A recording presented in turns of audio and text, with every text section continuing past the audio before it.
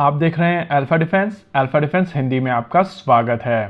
आप सभी को नए वर्ष की हार्दिक शुभकामनाएं। चलिए शुरू करते हैं आज का ये वीडियो। इंटरनेशनली वॉरफेयर बदल रहे हैं और ये चीज हम सभी को समझनी पड़ेगी कि वॉरफेयर काफी हद तक स्टैंड ऑफ रेंजेस पर जा रहा है। इसको अगर ओवर सिंप्लीफाई किया जाए तो कहा जा सकता है कि इंटरनेशनली अब वॉरफेयर ऐसे हो रहा है कि आप अपने एनिमी के सामने जाकर खड़े नहीं होते हैं, बल्कि दूर से ही एनिमी के ऊपर लॉन्ग रेंज हथियारों से हमला करते हैं। ये हमले ड्रोन से होते हैं, लॉइटरिंग म्यूनिशन से होते हैं, लॉन्ग रेंज मिसाइल सिस्टम से होते हैं, क्रूज मिसाइल सिस्टम से होते हैं। In fact air to air operations में भी अब चीजें बियॉन्ड विजुअल रेंज जा चुकी हैं। इनफैक्ट अब सिस्टम्स अवेलेबल हैं जिनको आप बीवीआर के बियॉन्ड मानेंगे। इस पूरी इक्वेशन में रॉकेट फोर्स एक बहुत इंपॉर्टेंट सेगमेंट हो जाता है, लेकिन रॉकेट फोर्स में भी सैल्वो लॉन्च चीजों को एक नॉच ऊपर ले जाता है। आइए इसको समझने की कोशिश करते हैं एक रियल वर्ल्ड एग्जाम्पल के साथ में। अभी हम यहाँ पर एक वीडियो प्ले करेंगे जिसमें आप पाकिस्तानी एयर मार्शल को सुन सकते हैं और ये बात कर रहे हैं भोलारी के ऊपर हुए ब्रह्मोस लॉन्च के बारे में। उस बेस के ऊपर 4 surface to surface BrahMos missile आए। सरफेस टू सरफेस या एयर टू सरफेस ये मुझे नहीं पता। तो पायलट्स जो हैं वो पहले दौड़े के वो अपने जहाजों को सिक्योर करें। अच्छा। और जैसे पहला आया वो जूम करके ऊपर से दूसरा आया, फिर तीसरा आया, फिर चौथा आया, जो कि अनफॉर्चुनेटली भोलारी में डायरेक्टली आके एक हैंगर पे लगा जहां पे एक हमारा एवैक्स खड़ा था जो डैमेज हुआ, जहां पे शहादतें भी हुई।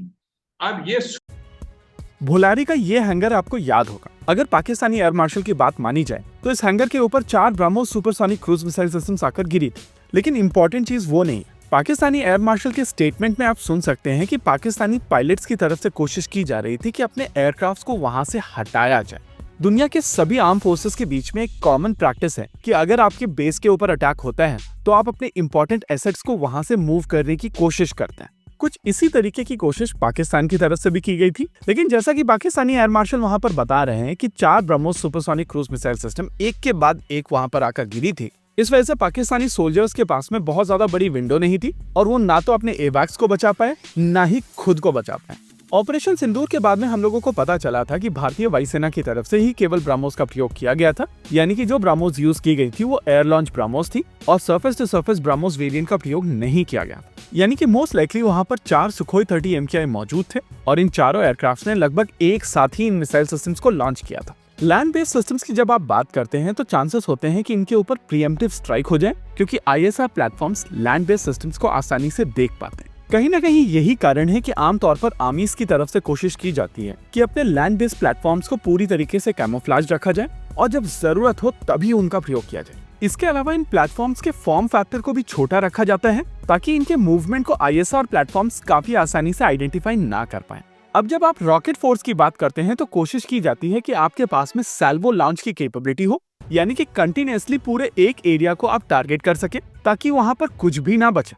आमतौर पर यह रिक्वायरमेंट पूर्ण की जाती है MBRL से, यानी कि multi barrel rocket launch systems. Bharat के केस में ये रिक्वायरमेंट पूर्ण की जाती है पिनाका से, लेकिन करेंटली पिनाका की रेंज लिमिटेड है और कुछ ही समय पहले DRDO की तरफ से 120 किलोमीटर रेंज वाले गाइडेड रॉकेट को टेस्ट किया गया है।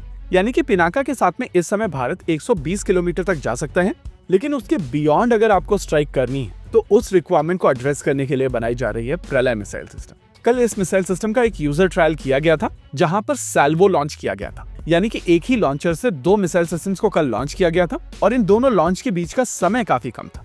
इंटरेस्टिंग चीज ये है कि जब ये मिसाइल सिस्टम लॉन्च की गई थी तो आप ऑब्जर्व कर पाएंगे कि ये मिसाइल सिस्टम स्टार्टिंग से ही मनूवर करते हुए जा रही थी और ये चीज पॉसिबल होती है इसकी जेट वेन्स के चलते। इसके अलावा टर्मिनल फेज में भी ये मिसाइल सिस्टम मनूवर कर सकती है, यानी कि इसको इंटरसेप्ट करना बहुत मुश्किल है। अगर आप भारत की आने वाली रॉकेट फोर्स की बात करें तो पिनाका इसकी फाउंडेशन होगा। वहीं पर अगर सीलिंग की बात की जाए तो वहां पर अग्नि प्राइम होगी और बीच में 2 कंपोनेंट होंगे जिसमें पिनाका 3 और प्रलय मिसाइल सिस्टम आएंगे। यानी कि भारत की रॉकेट फोर्स आने वाले समय में लगभग 2000 किलोमीटर तक की पूरी स्पेक्ट्रम को एड्रेस करने में सक्षम होगी। और यहाँ पर समझना जरूरी है कि कल का प्रलय लॉन्च यूजर ट्रायल था, यानी कि अब ये मैन्युफैक्चरिंग में जा सकती है। इसी के साथ आज के इस वीडियो में रखते हैं केवल इतना ही। वीडियो को अंत तक देखने के लिए धन्यवाद। देखते रहिए अल्फा डिफेंस। जय हिंद।